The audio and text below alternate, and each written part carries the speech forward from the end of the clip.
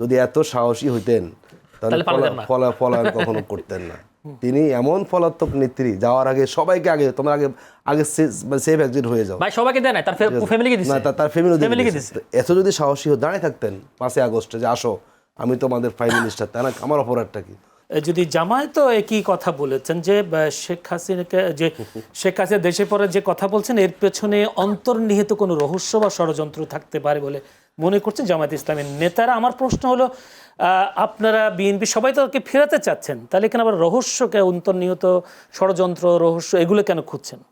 Civic royal resort, সবুজে ঘেরা আভিজাত্য। পৃথিবীর ইতিহাস যতটুকু আমরা জানি, পলাতক কোনো ব্যক্তি ওই দেশে কখনো রাজনীতিতে প্রাসঙ্গিক হয় না।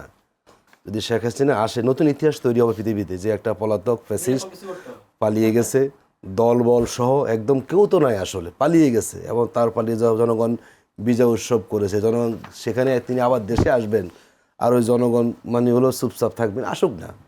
আমার তো বোনেরা আমাদের খেলতেছেন, দেখি জনগণ কি বলে। কারণ ডিসেম্বরে আসলে কোন বছর জানি না আমরা, কি ডিসেম্বরকে এই বছর না আর 5 বছর পরে জানি না আমরা আসলে। ডিসেম্বর বলেছেন তিনি। যদি এত সাহসী হইতেন তাহলে পলায়ন কখনো করতেন না। তিনি এমন পলাতক নেত্রী, যাওয়ার আগে সবাইকে আগে তোমরা আগে আগে সেফ এক্সিট হয়ে যাও। ভাই সবাইকে দেয় না, তার ফ্যামিলিকে দিছে, না তার ফ্যামিলিকে দিছে। এত যদি সাহসী হয়ে দাঁড়িয়ে থাকতেন 5 আগস্টে যে আসো আমি তোমাদের প্রাইম মিনিস্টার, তাই না? আমার অপরাধটা কি?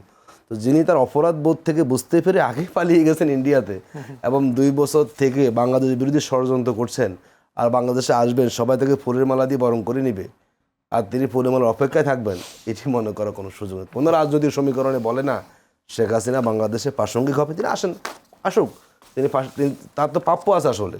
তিনি এখন আরামে এসে আসছেন না ইন্ডিয়াতে, কোনো বাধা নেই তো, বাংলাদেশে আসুন, দেখো কন্ডেম সেলটা কীরকম। যে কন্ডেম সেলে বিএনপি নেতারাও ছিল, যে কন্ডেম সেলে জামাত, দেখো কন্ডেম সেলটা কীরকম, তার অভিজ্ঞতা হোক না যে কন্ডেম সেলে কী পরিমাণ। আমি মনে করি এই কন্ডেম সেলটাই তার জন্য এখন চূড়ান্ত একটা শাস্তি হবে। দেখো দুঃখে মৃত্যুর আগ পর্যন্ত কত নির্মম নির্যাতন, কন্ডেম সেল, এই যে ধরুন আপনি আয়নাগর করেছেন, এই যে অবস্থাটা, মনে করি তার প্রাপ্য হচ্ছে জেলখানে আসুক, কন্ডেম সেলে থাকুক, এবং বাকি অংশ তার যে পাপ অপরাধবোধ তিনি অনুশোচনা করুন যে আমি অনেক অপরাধ করে যাবো আমার ফাঁসিতে। অসংখ্য ধন্যবাদ। সিভিক রয়্যাল রিসর্ট, কিনুন আভিজাত্য, নিশ্চিত করুন ভবিষ্যৎ।